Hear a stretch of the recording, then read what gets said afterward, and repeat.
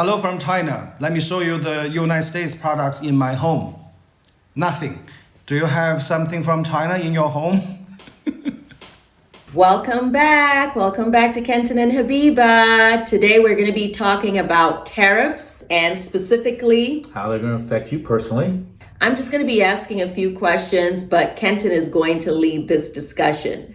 So for the yes, yes, because by now you would have seen the video I put up yesterday or today. I don't know when you're seeing this about tariffs and its effect on fashion and luxury goods in China. But that's not what this video is about. Today, I want to know specifically what items are going to get really expensive or not be available to you, to me in the United States. Hello from China. Let me show you the United States products in my home. Nothing. Do you have something from China in your home? So unless you've been living under a rock, you've heard the term tariff. But just in case someone doesn't know what the term tariff means, Kenton, what does the term tariff mean exactly? A tariff is an import tax that's placed upon one government on a specific product or goods that are being delivered into another country or by another country. So that's basically what it is. So it's a type of tax. And it's used in many different ways to either from a protectionist perspective, meaning to protect certain goods and services that is indigenous to a country. So for example, say like wine. And so say a certain country doesn't want to have the competition from wine from other countries. So they'll want to reduce the amount of wines from other countries coming in. So they'll impose a tariff, an additional tax. So that way that product, when it comes into the country, is much more expensive. So then people will tend to then purchase local wine or products coming from their country because it's much less. And so it's a way to, again, manage or control the type of products that are being sold in your commercial space within your country. And so all countries do it to some degree. And depending upon the product, some more and some less than others. Okay. So when a tariff is placed, the person or the group of people or the country that suffers from the tariffs are those that the tariffs were imposed on, those that are selling the product? Well, see, again, it's more complex than what it is. Again, it depends upon the product. It depends upon also how high the tariff is. And the thing, it's not that the country that suffers it, meaning that they pay it per se, is that it gets passed through to the consumer. So for example, if you put a higher tariff on, say, like jam, that's say American Jam Company, like Smuckers, is trying to sell their type of jam in France. France places, say, a 50% tariff on any type of jam that comes from the United States. Okay, so that when that comes in, the basically Smuckers has to pay that additional cost to ship it. So if their jam is $10 and it's 50%, so now that adds another $5 on top of that jam. So now they're not going to just pay it and then leave it at that. What they're going to do then is they're going to pass that cost on to the consumer. So the price of that jam is going to be listed as $15, so they can recoup that tax and maintain their profit margin. And many times that's what they do. Now some companies, if the tariff is low enough and it's within their profit margin, they'll absorb it because they're trying to get a competitive edge in the company and sell that because they feel that the market is large enough that they can absorb that. So there's a lot of calculations into that. China's pissed. Tariff them again. China just canceled $2 billion in U.S. beef and chicken orders. Tariff them again. They just suspended all rare earth mineral exports to the U.S. Ooh, tariff them again. They're threatening to dump $76 billion in U.S. debt. Better not. Tariff them again. Good news? No. China just exposed the entire luxury goods market as a giant scam. Whoops. That Rolex you're wearing? Worthless. No. Yeah, and China's also speaking directly to Americans, saying, all your brands have been Donald Trumping you. That's nice. Rise up. It's time for a revolution. Rise the up. No. Let's not be poisoned and misled by the market campaign any longer and be a real person. Buy a bag from us, from our factory in China. And shop directly with us. Obviously, we know these tariff wars are going on, and a lot of us are nervous. What do we specifically, I guess, import from China, and what specifically does China import from us? Hello from China. Let me show you the United States products in my home. Nothing. Do you have something from China in your home? Yeah, well, again, that's two questions, Right. right? Okay, let's go one at a time. So, let's go one at a time. We import a lot. And again, we use a global supply chain. So it's not as simple as just they send us shoes or they send us a whole product. Many times also you have Chinese components into products. Again, example, just the iPhone that you're filming on right now. Right. That has Chinese components. It's assembled over there. It has many components that are created from there, as well as components from other countries. It gets assembled there, and then it gets shipped over here, and then it gets finalized, or it's packaged over there, and then depending upon the product. So television's the same way. We get rare earth metals, very critical. That goes into computers as well as into cameras and electronics. They also provide certain types of components for chips as well. And so, as well as also whole products such as clothing, So textiles. couldn't we make those things ourselves if we couldn't get them from China? See, this is the other thing too. Isn't that what Well, I guess that's the Trump goal. must be that's- hoping for or planning for? That's the goal, and again, again, that is what, in many ways, that's what countries want to do, is be able to create things within their own countries. But again, we are in a global supply chain, and so not every country has everything. Right. See, that's the critical thing, and so that's why you have trade.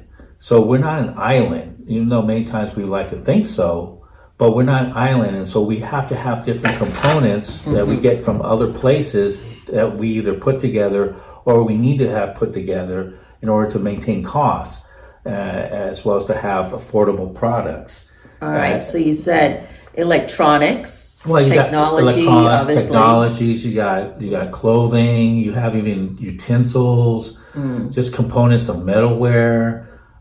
So yeah. Food? How about food? Well, food, but we export quite a bit of type of food. Like we export rice, we export wheat, corn. We send China rice? Yeah, Wow, I thought they had their own rice. They have their own, but sometimes, some types of rice that we have, because we do rice, but we do a lot of also, surprisingly enough, because they need a large supply. So that's the thing. So we augment it,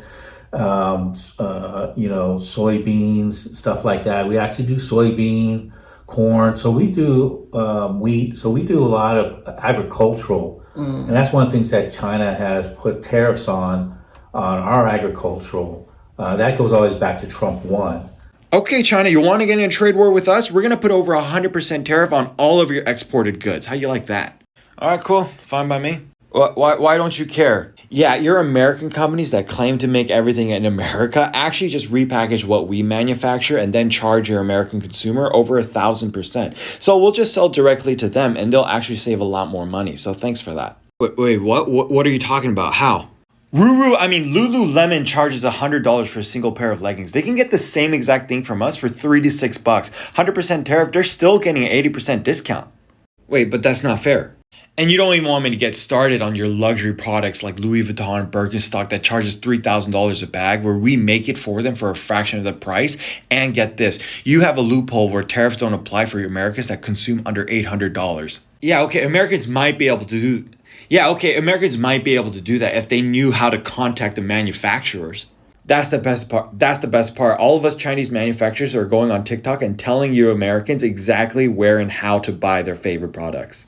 Wait, no, don't do that. Don't fight back. Or we're going to show you just exactly how petty we can be. So yeah, so basically we are very integrated, intertwined with China. So does China have unfair practices? Yes, there are some things that needs to be more open, that makes it more restrictive. And so it's how do we work with China? But on the other hand, it's like this decoupling. So the other thing is look is are we moving towards a decoupling where we're basically removing that type of relationship, but then we would have to put it somewhere else. And this is part of the challenge that even if whether you like Trump or not is irrelevant. Trump's intention is that, yes, to try to make us more independent, but the way he's doing it is the problem. It's the same thing as like if you have good intentions, but if your methodology is flawed, this is where it becomes a real issue. It's one thing then if we want to decouple from China to become more independent, but then we also want to fight against the rest of the world who we really need trading like partners. Canada, like Mexico, Europe. right? Because that's the thing is that if it'd be more strategic if we went to a zero tariff where we remove barriers with Europe, so then we can start trading more with Europe and work better with our partners in Canada. That one was really just shooting ourselves in the foot with Canada. They're one of our strongest allies. And it's almost like you turn around and you just backslap them for no reason. And then you act surprised why you have no one wants to work with you. I don't know, it seemed like something personal. I think because Trudeau was a supporter of Canada's the Democratic Party. Canada's a whole country. Sure, but stupid. he makes it personal. Well, but again, that's the thing, but it's hurting the American people. Right. If he wants to do things personal, go do it on your personal time. But you're representing our country and you're hurting Americans. This is the other thing too. This is hurting small businesses. See, the headlines focus so much on the multi-billionaire and these big billion companies. Yeah, they're important. But see, they can go to the president and they can put leverage and stuff and try to get, for example, like Apple, get an exception.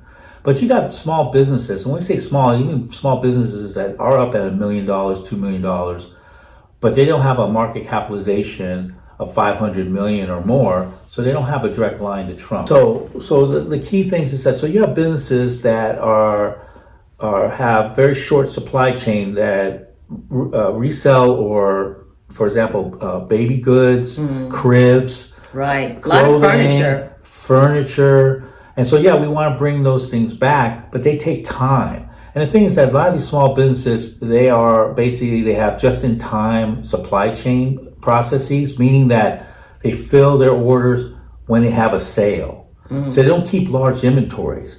So these large companies, they can withstand the initial shocks of these tariffs because they may have inventory of 3 to 6 months that they're already pre-purchased and they have it in stock. And so they can go ahead and work through that. But if have worked in a just-in-time type of process, you're having sales, but now you sold it for let's go back to the jam model. You sold that jam for $10.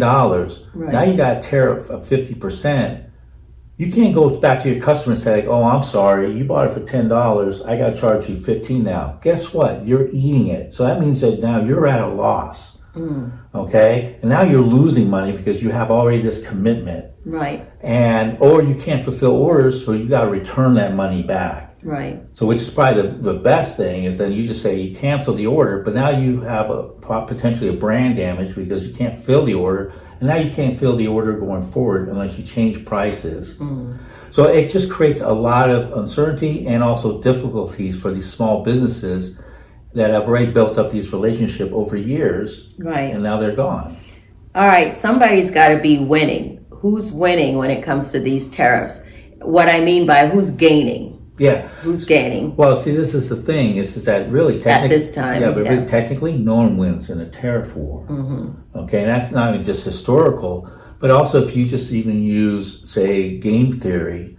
Tariff wars are like what is called in game theory is a prisoner's dilemma, and what that is that the concept is based on that you have two parties that are trying to get the best outcome, right? Like you say, winning. And so in the prison's dilemma is that you have two people that have been arrested, and they're told that, hey, if they snitch on the other one, they will have a lesser sentence. Now each one knows that if they don't say anything, the odds are that they can be probably set free because as long as each one doesn't say anything to the other one. But in the prisoner's dilemma, though, you don't know if the other party isn't saying something about you to help themselves.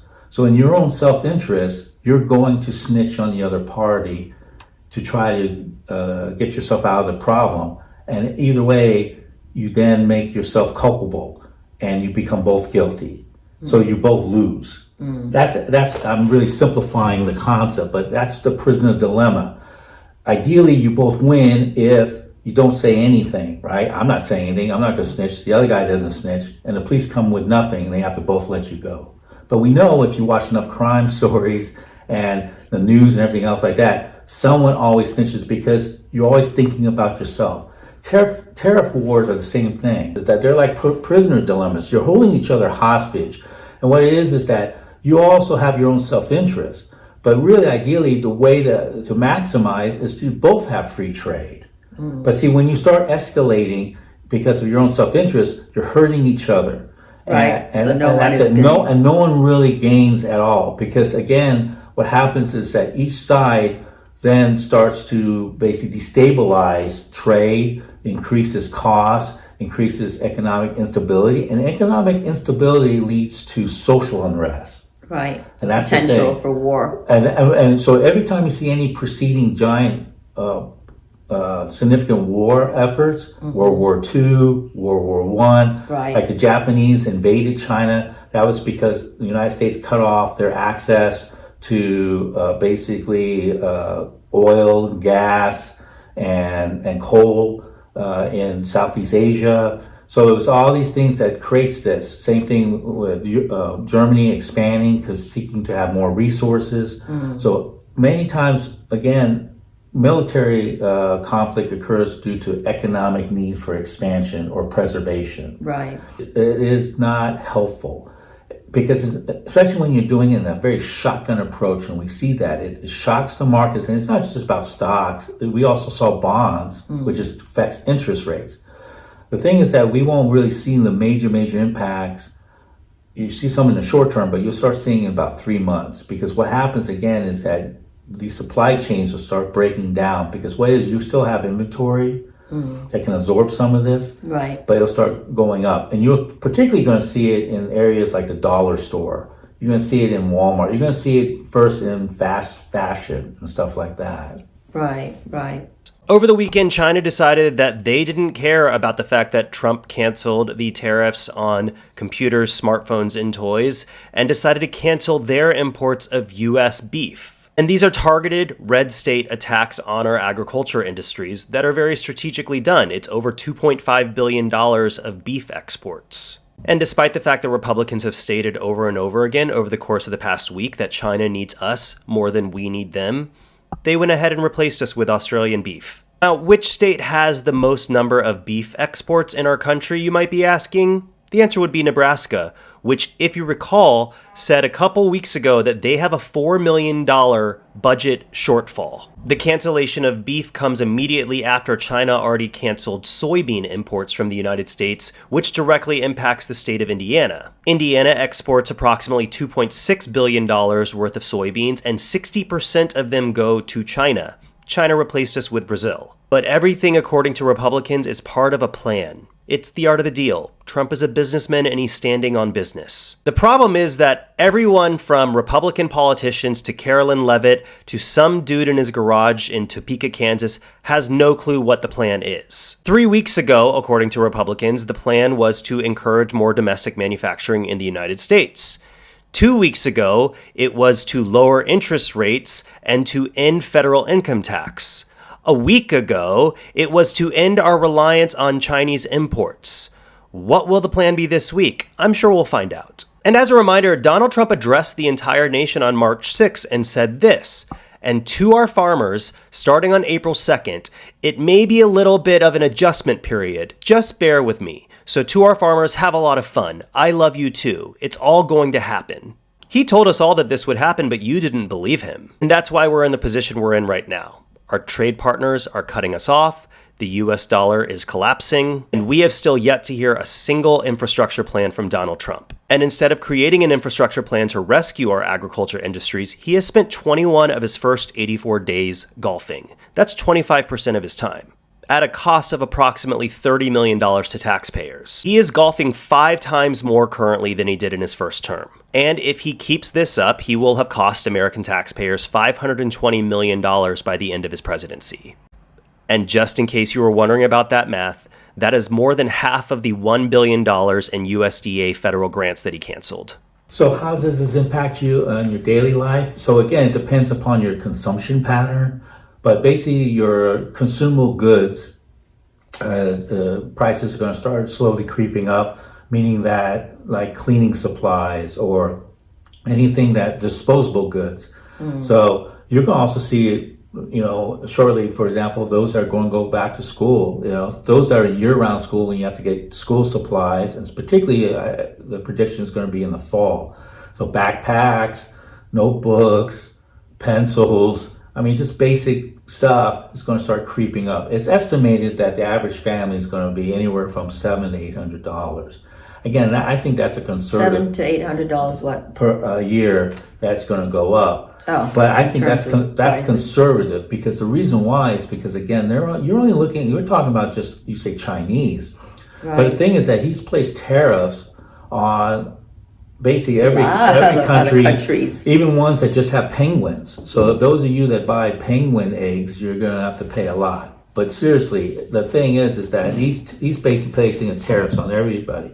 So, for example, a lot of and even the countries that have moved their manufacturing, say, to Vietnam. So when they first had initial tariffs in first Trump administration, they had moved some of their manufacturing to Vietnam. And so one of the arguments was like, that's why they put a 46% tariff Is it on cheaper Vietnam. there generally? Well, Vietnam, yeah, would you it say, was cheaper, but than China? But see, the thing too, it's not about just cheap. See, this is that thing. I think the other thing Cost-wise. cost-wise. But see, you got to remember, manufacturing, it's skilled labor. See, Right. that's the thing. It's not just people just screwing on caps on toothpaste bottles. It is, you may have some of that, but you have machines. Right. You got to remember, real basic work nowadays is done by robots. Another major reason, which is not even talked about, is that a lot of the work, and we saw this in Laurinburg, for example, we had a company that was doing cat litter. And they wanted $1 million tax write-off from the county and the whole bit. And they said, well, but we're going to build a factory, we're going to refurbish this. At the end of the day, when they've done all that stuff, they only employed 3 people. And 2 of them were local, 1 was a manager that came out of town. Everything was robotic. So it didn't make an impact at all in regards to the unemployment rate. And we gave away a lot of tax dollars just to bring this business in. And that's exactly what it is. You have robotics, and now you're going to have AI. And they're also starting to offshore a lot of knowledge workers as well, because the drive of businesses is to reduce costs, and your highest cost is labor. So these other countries, when you say, it's cheap and stuff, but they've spent years tooling these factories and training labor forces. Like in China, they have actual villages and towns that do one specific stuff. Right. They either do Dedicated bags, to they're just dedicated, that. they're very highly skilled. Clothing. Bags, and working with a specific machinery. So they're able to output it with such a high quality, or what is required. Trust me, if it was cheap and low quality, Apple would not be building it over there. Right. Right? Okay, so Apple, Musk wouldn't have a battery factory. And you're over talking there. again Vietnam. Yep, Vietnam and China. See, that's the thing. So I think that's part of that, again, misinterpretation. That just because something's being built, even in Nigeria or any of these other countries, we just assume that, it's of low quality and so forth. If that was the case, again, these manufacturers wouldn't be able to compete, Right. these businesses, if they didn't have them up to a certain standard. So they wouldn't be there if they didn't meet their standards in order to compete in a market. What are the things that are going to cost you? And some of the bigger ticket items are just going to be car repair. So if you have older vehicles or you have something, it's a time to start thinking about maybe, you should start being active instead of just relying on your mechanic to source them out and say like, oh, okay, I might need this and that. But that's a little harder too if you have a newer car that has a lot of electronics in it. See, these newer cars have a lot of electronic components. So that's one of the surprises, that the things that needs to be fixed in your car could very well come from China or Mexico. And that's where the cost is going to come up and really surprise you as well. And then it starts adding up in regards to just personal goods too, even soap. You know, so those are things too. So and again, the initial cost thing was going to cost a family. It's probably going to cost them a lot more because you got also other things from other countries that we are using as well, or have components that are being used. So it's going to be a tough ride. So I would think that it's time to just sit back, think about your items, and see where you can kind of source them, if possible, locally. But the odds are probably not, you know, because then also the other thing too is that if as more people rush to try and buy things locally, guess what? Prices go up on those because the supply goes down. You know, basic economics. Right. All right, folks. Well, I hope you found this interesting. And I'm sure there'll be more discussion in the future. If there are specific questions you would like us to cover or you'd like Kenton to discuss about tariffs in particular or in relation to specific countries, because I know, for example, tariffs that he's put, you know, to countries like Nigeria, we didn't cover that. Other countries that you're from. And anyway, if there's anything else you would like us to discuss, please let us know in the comments below. And thank you so much for tuning in. Right, Boo? Yep, thanks for watching. Oh, and if you are a small local business, and you have a company that you would like to highlight, and when I say local, I mean, in our case, US-based business, and you have a particular product that you would like to promote, please drop the link to your business or to the name of your business in the comment section. You know, there are people out there who make clothes. There are people out there who have food products, you know, even canned beans that I've seen made by certain Black-owned businesses or whatever. You don't have to be Black-owned, but I'm just using that as an example. So yeah, drop the name of your business, what you sell or what you make, and let us know.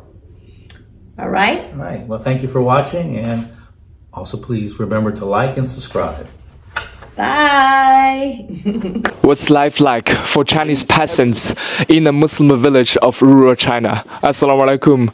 I was shocked that the vice president of great country called us Chinese peasants. We borrow money from Chinese peasants to buy the things those Chinese peasants manufacture. It's not AI, it's real. And I suppose the peasant is similar like the farmer. Right now, I'm in the rural area of Yunnan, China. So let's see how's the life here. Let's start the day with the morning fajr in the Asian masjid from Qing Dynasty.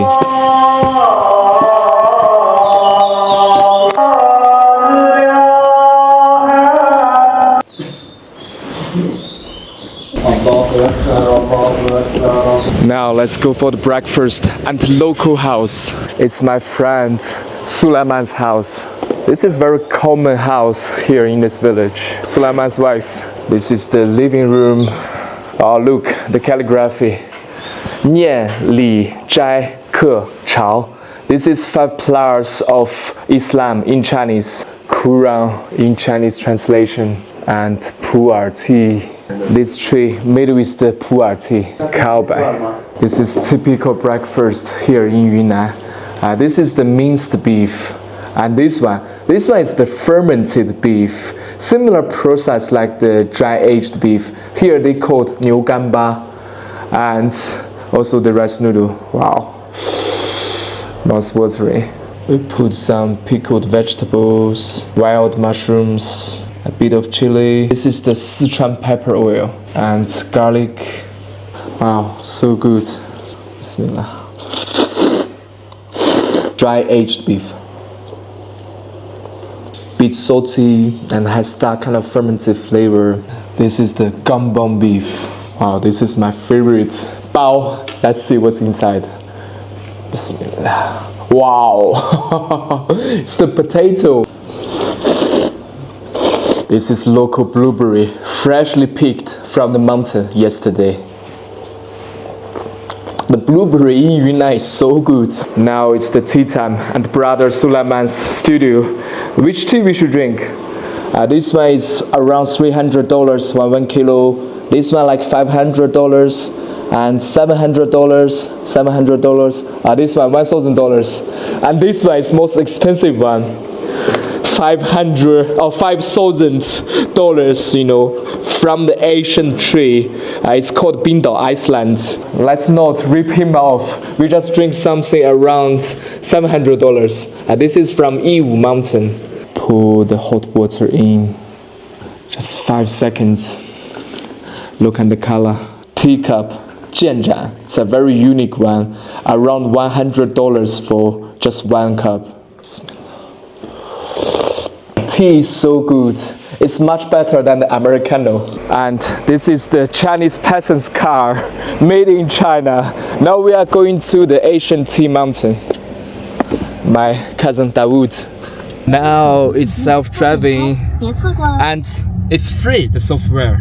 Finally, we arrived at the top of the Asian tea mountain, surrounded by the Asian tea forest with more than 1,000 years history. Next, we will experience the life of a Muslim tea farmer in China. So stay tuned and spread the love.